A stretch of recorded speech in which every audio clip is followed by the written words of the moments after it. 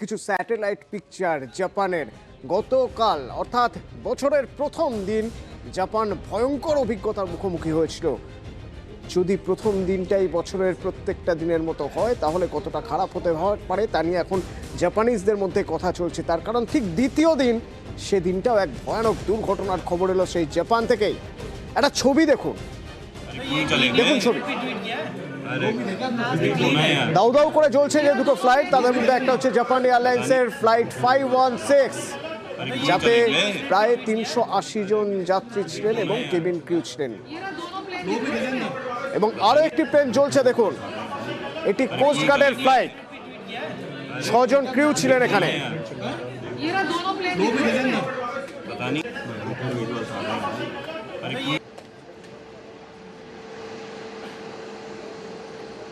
দেখতে পাচ্ছেন কিভাবে জ্বলছে। এবার আপনি জানতে চাইবেন যে এরা যারা ছিলেন প্যাসেঞ্জার তাদের কি অবস্থা।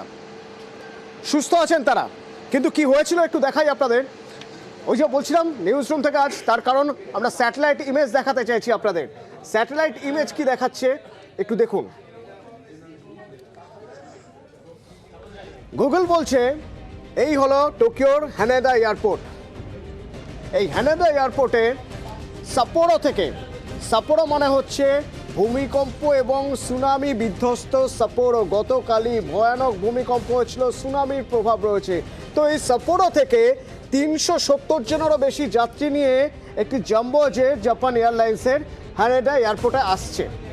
আর এই নিগাটা হলো একেবারে উপকূল এলাকা। দেখুন এই নিগাটা, এখানে যারা দুর্গত, যারা আটকে পড়েছেন সুনামির জন্য, ভূমিকম্পের জন্য, তাদের জন্য ত্রাণ নিয়ে এখান থেকে কোস্টগার্ডের একটি ফ্লাইট যাচ্ছিল।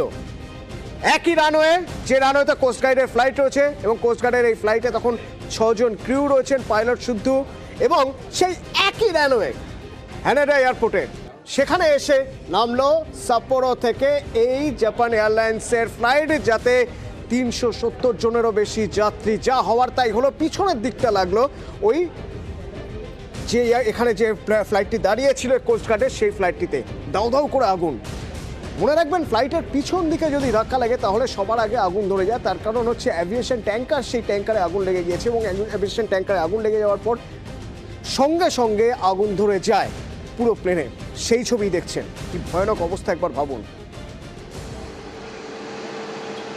গতকাল থেকে 24 ঘন্টার মধ্যে 155 বার ভূমিকম্প হয়েছে, সুনামি হয়েছে। তারই সঙ্গে টোকিও বিমানবন্দর, বলা হয় পৃথিবীর অন্যতম গুরুত্বপূর্ণ এবং ব্যস্ততম বিমানবন্দরের একটাই টোকিও বিমানবন্দর। গাফিলতি ছাড়া কিভাবে একটা রানওয়েতে দুটো বিমান চলে আসে তা নিয়ে তো প্রশ্ন উঠবে, আরও একাধিক প্রশ্ন উঠবে। তার কারণ যা হয়েছে তা খুব সহজ বিষয় নয়, বেশ কিছু ঘটনার মধ্যে থেকে যাচ্ছে। গাফিলতি, তাহলে সে গাফিলতি কার গাফিলতি? বেশ কিছু প্রশ্ন উঠছে এই ঘটনা নিয়ে। কি কি প্রশ্ন উঠছে দেখুন।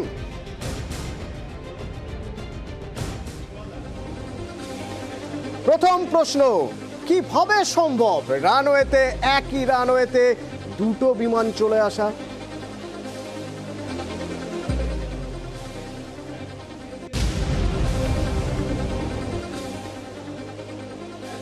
রানওয়েতে কিভাবে সংঘর্ষ হতে পারে?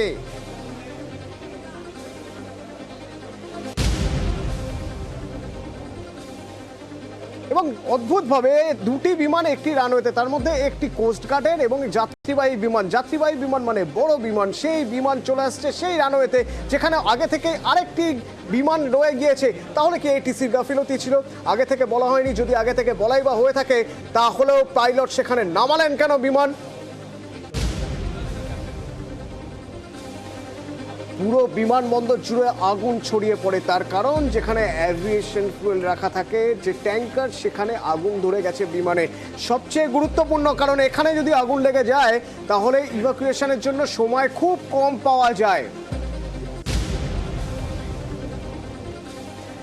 যে কথা বারবার বলা হচ্ছে, এয়ার ট্রাফিক কন্ট্রোল, এটিসি, এটিসির ভুলেই কি দুই বিমানের সংঘর্ষ হয়? না হলে কিভাবে সম্ভব একই জায়গায় একই রানওয়েতে দুটি বিমান, একটি বিমান উঠবে আরেকটি বিমান নামবে এবং অদ্ভুতভাবে দুটি বিমানের ধাক্কা লেগে গেল রানওয়েতেই।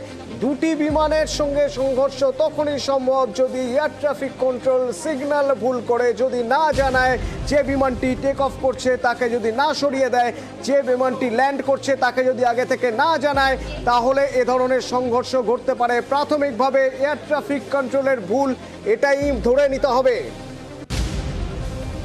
আর যদি তা না হয়, এমনও হতে পারে এটিসি ঠিক তথ্য দিচ্ছিল কিন্তু পাইলট সঠিকভাবে রানওয়ে দেখতে পাননি। কারণ পাইলট যদি সঠিকভাবে রানওয়ে দেখতে পান তাহলে তো পাইলট নিচে নামার আগেই আবার ঘুরিয়ে নিয়ে যাবেন ফ্লাইট। তার কারণ ডাবল ফুয়েল থাকে এবং ডাবল ফুয়েল থাকে। তারই পাশাপাশি জানানো হয় যে যদি কোথাও ভুল হয়ে থাকে তাহলে সুযোগ রয়েছে সেই ভুল শুধরে নেওয়ার।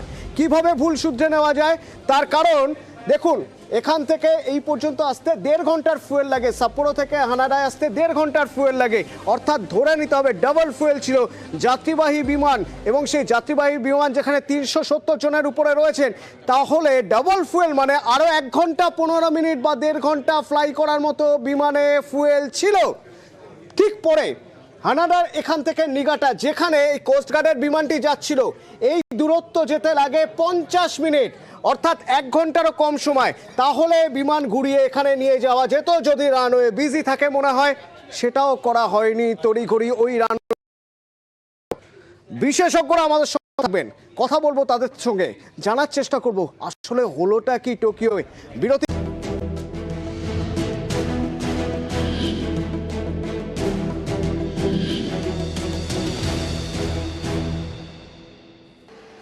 দাউ দাউ করে চলছে আগুন এয়ারপোর্টে। দেখুন বিধ্বস্ত অবস্থা। গতকাল ভূমিকম্প 7-এর উপর রিক্টার স্কেলে মাত্রা, তারপরে সুনামি, তারপর সবচেয়ে গুরুত্বপূর্ণ বিমানবন্দর টোকিও, জাপানের সেই বিমানবন্দরে দাউ দাউ করে জ্বলছে আগুন। আর যে আগুন কিছু প্রশ্ন তুলে দিচ্ছে। দুর্ঘটনা কিভাবে? দুর্ঘটনা না রানওয়েতে? আচ্ছা, রানওয়েতে কিভাবে দুর্ঘটনা? না দুটি প্লেন একই রানওয়েতে, একটি উঠছে আর একটি নামছে। যাত্রীবাহী বড় বিমান, 370 জনের উপর যাত্রী রয়েছেন। কিভাবে সম্ভব? তাহলে কি এয়ার ট্রাফিক কন্ট্রোলের ভুল? ঠিক মতো হানাদা বিমানবন্দরের এয়ার ট্রাফিক কন্ট্রোল ঠিক মতো জানান দেয়নি যে বিমান নামছে সেই যাত্রীবাহী বিমানের পাইলটকে যে এই রানওয়ে এখন ক্লিয়ার নয়। কোস্টগার্ডের বিমানের কিভাবে বা কোস্টগার্ডের বিমান সে সময় রানওয়েতে থাকে তাকেও কি কোনো রকমভাবে কোনো খবর পৌঁছানো হয়নি? আর যদি এটিসি খবর পৌঁছেই থাকে তাহলে তারপরের প্রশ্ন উঠবে, তাহলে কি পাইলট নিজে থেকে ভুল করে ফেললেন? এয়ার ট্রাফিক কন্ট্রোলের কথা না শুনেই কি ভুল করলেন? সঠিকভাবে রানওয়ে দেখতে পাচ্ছিলেন না? এই সব প্রশ্নের উত্তর খোঁজার চেষ্টা করব।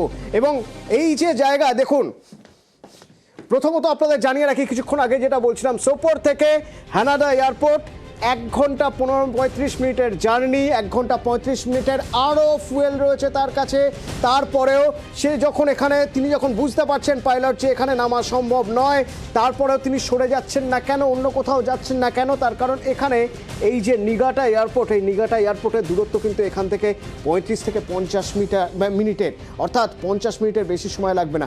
এক্সপার্টরা বলতে পারবেন। আমার সঙ্গে রয়েছেন অরিন্দম দত্ত, দীর্ঘদিনের ফ্লাইট চালানোর অভিজ্ঞতা যার রয়েছে। অরিন্দম দা, প্রথমে একটু জানতে চাই যে এই রকম ঘটনা ঘটে কি করে যে একটা রানওয়েতে একটা বিমান রয়েছে বা রানওয়ে থেকে টেক অফ করবে, ঠিক সেই সময় সেই রানওয়েতে এসে পড়লো আরও একটি যাত্রীবাহী বিমান? কিভাবে সম্ভব? এটা অনেকগুলো ইফস এন্ড বাটস রয়েছে। আমি যেটা অনেকক্ষণ ধরে চিন্তা করছিলাম, এখন যেহেতু জাপানে একটা ভূমিকম্প হয়েছে, সুনামির একটা অ্যালার্ট রয়েছে, কোস্টগার্ড এখানে ভীষণভাবে অ্যাক্টিভ। আর কোস্টগার্ডের পাইলটকেও ভীষণভাবে ফ্লাই করতে হচ্ছে বিভিন্ন কোস্টাল এরিয়া দেখার জন্য। আমার মনে হয় সেও একটা স্ট্রেসের মধ্যে আছে এবং শুধু একটা কোস্টগার্ডের এয়ারক্রাফট নয় তো, অনেক কোস্টগার্ডের এয়ারক্রাফটকেই এটিসি কে কন্ট্রোল করতে হচ্ছে। সেখানেও তারাও একটা স্ট্রেসের মধ্যে হয়েছে। এবং এতগুলো প্যাসেঞ্জার নিয়ে airbus 350, it's a huge aircraft. এত বড় এয়ারক্রাফট যেখানে 400 মতো প্যাসেঞ্জার ধরে, সেও আসছে। তো সবকিছু আমাদের এভিয়েশনটা টোটালি স্ট্রেস ম্যানেজমেন্ট, কে কতটা স্ট্রেসকে কন্ট্রোল করতে পারে তার উপর, কারণ এটা সম্পূর্ণ অনিশ্চয়তার মধ্যে দিয়ে আমরা যাই, জানি না এটা যদি ঠিক না হয় ওটাও অসুবিধা হবে। সো প্রত্যেকটা সিস্টেমেটিক ওয়েতে যেতে যেতে আমরা যদি কোনো একটা ভুল পাই, সেটাকে আমরা আমাদের ভীষণভাবে তাড়াতাড়ি ওটাকে অমিট করে নতুন ট্র্যাকে ফিরে আসতে হয়। এখানে ফার্স্ট অফ অল কখনোই দুটো এয়ারক্রাফটকে একই পয়েন্টে আসা সম্ভব নয়। এটা নিশ্চয়ই কারো কোনো ফল্ট, ডেফিনেটলি, এতে কোনো সন্দেহ নেই। সেটা পাইলটের হোক, এটিসির হোক, গ্রাউন্ড কন্ট্রোলারের হোক, যে কোনো। তো এখানে কার ভুল সেটা তো একটা বড় ব্যাপার, সেটা তো পরবর্তীকালে এটা এক্সামিন করে দেখা যাবে। বাট যেটাই হয়েছে সেটা ভীষণ খারাপ হয়েছে এভিয়েশন সেক্টরের জন্য, অ্যাজ ওয়েল অ্যাজ জাপান, যেখানে এখন একটা আর্থকুয়েকের মধ্যে দিয়ে চলছে, তার কাছেও একটা বড় একটা ধাক্কা। নিঃসন্দেহে একটা ধাক্কা। এবং ওই যে গতকাল ভূমিকম্প সুনামির কথা বলছিলেন, এই যে কোস্টগার্ডের প্লেনটি আপনি বলছিলেন যে এই প্লেনটি যাচ্ছিল ত্রাণ নিয়ে, অর্থাৎ রিলিফ নিয়ে যাচ্ছিল একদম পুরো যেখানে উপকূল এলাকায় সেখানে, আর অন্যান্য রানওয়েগুলোর মধ্যে অনেক রানওয়ে ক্ষতিগ্রস্ত হয়েছে গতকালের এই ভূমিকম্পে। সেক্ষেত্রে রানওয়ে কমে গিয়েছে, হয়তো বিমানও কমাতে হয়েছে। এরকম একটা জায়গায় দাঁড়িয়ে আমরা যদি একটু এক এক করে বোঝার চেষ্টা করি যে যখন একটা বিমান উড়ছে বা একটা বিমান রানওয়েতে নামছে, তখন ককপিটে ঠিক কী কী সিগন্যাল বা মানে কী সিগন্যাল পাঠায় এটিসি, অর্থাৎ এটিসির ভূমিকা কি থাকে এখানে?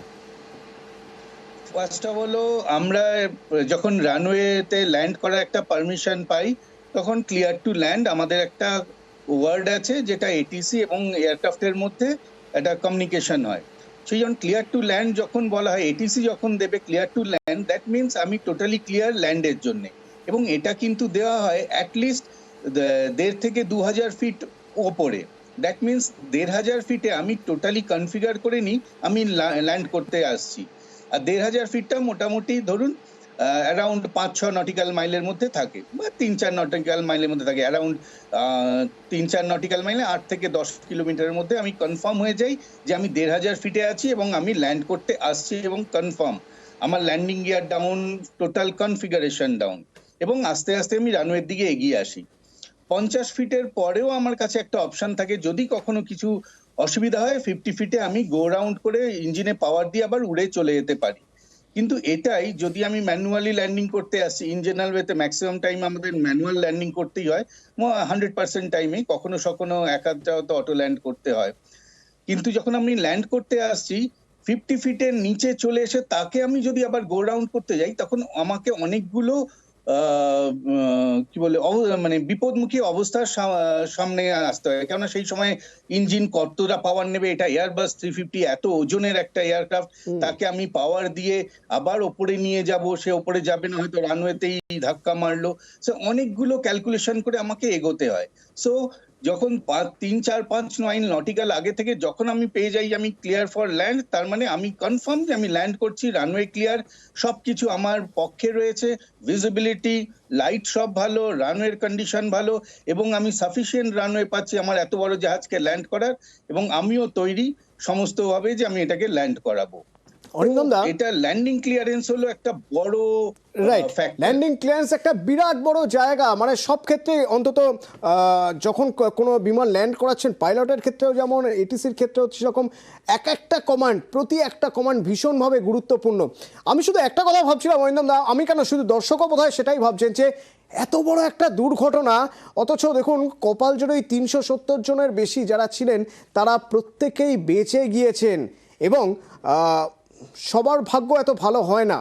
ওই যে ক্রুরা যারা যাচ্ছিলেন ত্রাণ নিয়ে, অর্থাৎ ওই কোস্টগার্ডের ফ্লাইটটি 6 জনের মধ্যে থেকে 5 জনের মৃত্যু হয়েছে, কিন্তু যাত্রীবাহী বিমানের সবাই বেঁচে গেলেন কিভাবে?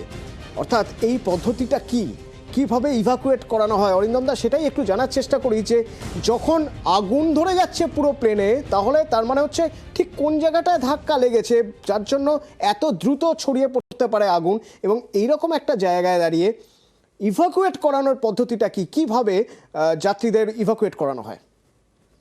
আমি যতটা যা ভিজুয়াল দেখেছি তাতে আমি এইটুকুনি বুঝতে পেরেছি, most probably maybe I am রং, যে ইম্প্যাক্টটা এয়ারক্রাফটের পেছন দিকে হয়েছে। দ্যাট মিনস ছোট এয়ারক্রাফটটা পেছন দিকে ছিল, সেটা আইদার টেক অফের জন্য ছিল অথবা রানওয়েতে দাঁড়িয়ে ছিল, আর এই বড় জাহাজটা ল্যান্ডিং এর জন্য আসছে। কারণ ল্যান্ডিং রোলে কিন্তু এই বড় জাহাজটাতে আগুন দেখা গেছে। দ্যাট মিনস পেছনের দিকে ইম্প্যাক্টটা হয়েছে, এবং এই ইম্প্যাক্ট হওয়ার পর আগুনটা পেছন থেকে আগে সামনের দিকে এগিয়ে এসছে। যখন কোনো জায়গায় এরকম ইভ্যাকুয়েট করা হয়, প্রথমে পাইলটের প্রথম কাজ হলো এয়ারক্রাফটটাকে রানওয়ের মাঝখানে সেন্ট্রাল লাইনে এনি সার্কামস্টেন্সেস আমাকে এয়ারক্রাফটের রানওয়ের মাঝখানে দাঁড় করাতে হবে। একটা এত বড় এয়ারক্রাফট 200-250 কিলোমিটার স্পিডে আসছে, এসে তাকে রানওয়ে দাঁড় করাতে গেলে প্রপার আমাকে সিস্টেমে দাঁড় করাতে হবে। দাঁড় করানোর পর আমাকে প্রথম এখানে কাজ ভাগ করে নেওয়া হয়। একজন পাইলট যে ফ্লাইং করছে না, পাইলট মনিটরিং, সে তখন এটিসির সাথে কথা বলবে, আর যে পাইলট ফ্লাইং সে তখন ক্যাবিন ক্রুকে অর্ডার দেবে যে ইভ্যাকুয়েট। তো তখন ক্যাবিন ক্রুরা সাথে সাথে যে কটা এক্সিট বেঁচে আছে যেখানে আগুন পৌঁছয়নি, সেই এক্সিট গুলোকে ওপেন করার নির্দেশ দেবে, এবং সেখান থেকে স্লাইড ওরা বাইরে বার করবে, যেটা আমরা ইভেন বাচ্চাদের মতো পার্কে আমরা ইউজ করি স্লিপার টাইপের, সেগুলো এয়ার ব্যাগে পরিণত হয়ে এরকম স্লিপার বেরিয়ে আসে। এবং এখানে যেহেতু ল্যান্ডে আছে, কোনো এয়ার ব্যাগ পরার দরকার নেই, পরিষ্কার ক্যাবিন ক্রু প্রথমে একজন স্লিপ করে নিচে আসবে, ওপর থেকে লাইন করে এক এক করে প্যাসেঞ্জারকে ওই স্লিপারের মাধ্যমে নিচে নামানো হবে। নিচে যে একজন বা দুজন ক্যাবিন ক্রু থাকবে তারা সবাইকে বলবে তোমরা দৌড়ে এরিয়া থেকে বেরিয়ে যাও। ততক্ষণে ফায়ার ব্রিগেড অলরেডি যে আরেকজন অর্থাৎ এখানে অরিন্দমদা কেবিন ক্রুদের প্রচন্ড গুরুত্বপূর্ণ একটা ভূমিকা থাকে। ভীষণ এ নিয়ে কোনো দ্বিমত নেই।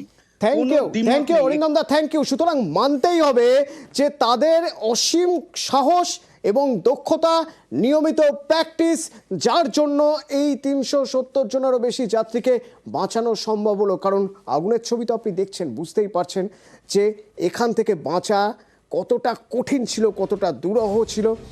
পরবর্তীকালে জানা যাবে হয়তো কিভাবে দুর্ঘটনা, পোস্টমর্টম হবে দুর্ঘটনায়, কার দোষ তা নিয়ে কথা হবে। তবে তারই পাশাপাশি আরেকটা ছবি দেখাই আপনাদের।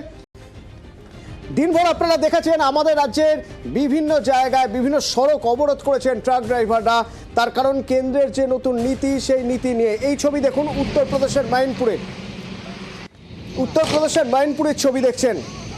দেখুন ঢিল ছুটছে, ঢিল এসে পড়ছে পুলিশের কাছে, পুলিশ শূন্যে গুলি ছুটছে, আর ওদিক থেকে একের পর এক ঢিল ছুটছেন। একদম রণক্ষেত্রের মতো চেহারা। देवेंद्र चौहान प्रतिनिधि আমার সঙ্গে রয়েছেন এখন मैनपुरी থেকে, उत्तर प्रदेश मैनपुरी থেকে। देवेंद्र जी, बस जानना चाहेंगे ये जो तस्वीर हम दिख रहा है, यहाँ पे क्या चल रहा था, कब तक, कितने टाइम तक ये चला? हालांकि ये पूरा मामला उत्तर प्रदेश के मैनपुरी के करहल का है, जहां पर कुछ ट्रक चालकों ने एक साथ मिलकर एक नेशनल हाईवे में जो वो मैनपुरी का जो कट है करहल का, लखनऊ एक्सप्रेस वे पे जाम लगा दिया। जाम लगाने के बाद जब पुलिस को इसकी जानकारी हुई तो पुलिस ने उसे हटाने का प्रयास किया, समझाने का। उसी दरमियान कुछ लोगों ने पथराव कर दिया, और पथराव के बाद पथराव इतना हो गया, हालांकि पुलिस को बचाव के लिए फायरिंग तक करनी पड़ी। लेकिन पूरे मामले में जो ट्रक चालक थे वो बिल्कुल मानने को तैयार नहीं थे। हालांकि उन्होंने जिस तरीके से उग्र हो गए थे, जाम लगाया था, वो बिल्कुल शांत नहीं था। और चूंकि ये जाम कल से लग रहा है, और लेकिन तमाम लोगों ने अपनी जो है शिकायतें दर्ज कराई हैं, और साथ ही शासन को भी जो है लिखित शिकायत पत्र दिया है। लेकिन इस बार ऐसा कुछ भी नहीं हुआ, लोग उग्र हो गए और उन्होंने पथराव कर दिया। अभी क्या स्थिति है वहाँ पे? पथराव के बाद स्थिति बिल्कुल सामान्य है। हालांकि पुलिस बल भारी संख्या में मौके पर पहुंच गया, और किसी भी तरीके की किसी के कोई गंभीर चोट नहीं आई है। जो लोग थे वहां पर जो पथराव कर रहे थे वो मौके से भाग गए हैं। हालांकि पुलिस इनको तलाशने में जुटी है और जल्द इनको गिरफ्तारी की बात कह रही है। लेकिन जो स्थिति है वो बिल्कुल पूरी तरह सामान्य है, पुलिस के पूरे नियंत्रण में है। जी शुक्रिया।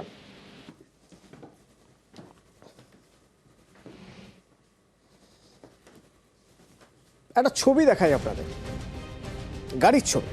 পার্কিংয়ে গাড়ি রয়েছে। ওই দেখুন, এই গাড়ির উপরে ঠিক যেন ব্যান্ডেড লাগানো রয়েছে। হ্যাঁ, তবে ব্যান্ডেডটা হলুদ রঙের। এই ব্যান্ডেড লাগানোর মতো এই স্টিকারটা কি বলুন দেখি? আসলে এটা হলো পার্কিং স্টিকার। এই স্টিকার লাগালে আপনার গাড়ি পার্কিংয়ে রাখলেও কেউ কিচ্ছু বলবে না। পার্কিংয়ে রাখলে না, যেখানে পার্কিং নেই সেখানে রাখলে। আসলে পার্কিং বলে কিছু নেই। ধনধান্য স্টেডিয়াম, একদম সরকারি জায়গা, একটা স্টেডিয়াম, সেইখানে পার্কিংয়ের ব্যবস্থা রয়েছে। বেআইনি পার্কিং, এখানে বেআইনি পার্কিং করা যায়। মাত্র 100 টাকা দিলে সারা দিন ধরে আপনার গাড়ি রাখা থাকবে অডিটোরিয়াম চত্বরে। ধনধান্য অডিটোরিয়াম চত্বর, সরকারি জায়গা, সেফ থাকবে, কিন্তু পার্কিং বেআইনি। যারা গাড়ি রাখছেন তারা কি বলছেন শুনুন। পার্কিং করলেন? হ্যাঁ, ওই সামনে লোক আছে, 100 টাকা নিয়ে একটা স্টিকার লাগিয়ে দিল, পার্কিং হয়ে গেল লাগাতে। কি স্টিকার? একটা হলুদ স্টিকার, প্রত্যেক গাড়িতে দেখুন লাগানো আছে। স্টিকারে কিছু লেখা ছিল? না না না, প্লেন স্টিকার, একটা হলুদ একটা স্টিকার টাইপের, কাগজের ভেতরে আটা আছে, এবার দিয়ে মেরে দেওয়া আছে, এটাই। এখানে কি পার্কিং করলেন? হ্যাঁ, পার্কিং করলাম। কিভাবে পার্কিং করলেন? ওখানে পার্কিং 100 টাকা করে দিতে হচ্ছে। তারপরে কোনো কুপন দিয়েছে? না, কুপন দেয়নি। কি দিয়েছে? ওই একটা ওই কাগজ, ওতে কোনো নাম ফোন নম্বর কিছু লেখা আছে? কিছু লেখা নেই। কোথেকে আসছেন? আমি এসছি আপনার উস্তি থানা, কেন এসছেন? ওই চিড়িয়াখানাতে। তো আসার পর গাড়ি রাখলেন কি করে? ওই এখানে রাখলো, বলে 100 টাকা দিতে হবে। কারা? ওই যারা ওই ছেলে কটা আছে। কোনো রসিদ দিয়েছে? না, ওই একটা হলুদ স্লিপ মারা আছে ওই গাড়ির গায়ে। এতে কোনো ফোন নাম্বার নাম কিছু লেখা? না না না, এতে কিছু লেখাই নেই, ওই তো পেলেন দেখুন না। কি মনে হয় পার্কিংটা কিসের? থানার সঙ্গে কন্ট্যাক্ট করা হতো, এরকম সিস্টেম কিছু একটা আছে নিশ্চয়ই, নাহলে এখানে রাখতে দেবে কেন? চিড়িয়াখানা দেখতে এসেছেন, পার্কিং এর জায়গা নেই, দেখছেন এখানে একটা হলুদ স্টিকার লাগিয়ে দিয়ে দিব্যি পার্কিং করা যায়, একদম সেফ অ্যান্ড সিকিউর। কিন্তু হলুদ স্টিকারটা লাগাচ্ছে কারা? আসুন তাদের একবার দেখাই, একবার কথা বলে জানার চেষ্টা করি তারা হলুদ স্টিকার লাগাচ্ছেন সরকারি নাকি বেসরকারি, কোন সংস্থা। শুনুন, আমরা যখন দেখতে গেলাম দেখুন কি হলো। পার্কিং এ যে নিচ্ছিস টাকাগুলো, পুলিশ কত নিচ্ছে? পার্কিং এ যে নিচ্ছিস টাকাগুলো, পুলিশ কত নিচ্ছে? দৌড়ে পালিয়ে গেলেন। পালানো ছাড়া আর উপায় তো নেই কিছু। কি বলবেন? কোথায় টাকা যাচ্ছে, পুরোটাই পকেটে যাচ্ছে কিনা, বেআইনি কাজ হচ্ছে কিভাবে? হ্যাঁ, বেআইনি, এটা আইনি নয়, বেআইনি। কাউন্সিলরের বক্তব্য শুনুন। সরকারি যেসব পার্কিং হয় সেখানে একটা ট্রেলার মেশিন থাকে এবং সেই মেশিন থেকে একটা রিসিট দেওয়া হয়, এটা নিশ্চয়ই বেআইনি। তার জন্যই এরকম ভাবে একটা হলুদ চিরকুট, তো কখনো একটা কাগজ কখনো স্লিপ হতে পারে না। যে বা যারা এই পার্কিংটা চালাচ্ছে, এই ব্যবসাটা করছে আড়ালে থেকে, তাদেরকে আমাদের খুঁজে বের করে একটা শাস্তিমূলক যাতে একটা তারা পায় কিছু, সেটা আমাদের নিশ্চয়ই দেখা উচিত। খুঁজে বার করুন, খুঁজে বের করতেই হবে। এমন নয় যে জানেন না, শুনেছেন, আজ তো দেখলেন মেয়র পরিষদ দেবাশিস কুমার, তিনিও বলছেন বেআইনি। শুনুন। অ্যাকচুয়ালি ওই জায়গাটা কর্পোরেশনের মধ্যে পড়ে না, ওটা পিডব্লিউডি জায়গা। এরকম ঘটনা যদি ঘটে থাকে অভিযোগ করে নিশ্চয়ই আমরা দেখবো, কিন্তু কলকাতা কর্পোরেশন থেকে ওখানে কোনো পার্কিংয়ের লাইসেন্স কাউকে দেওয়া হয়নি।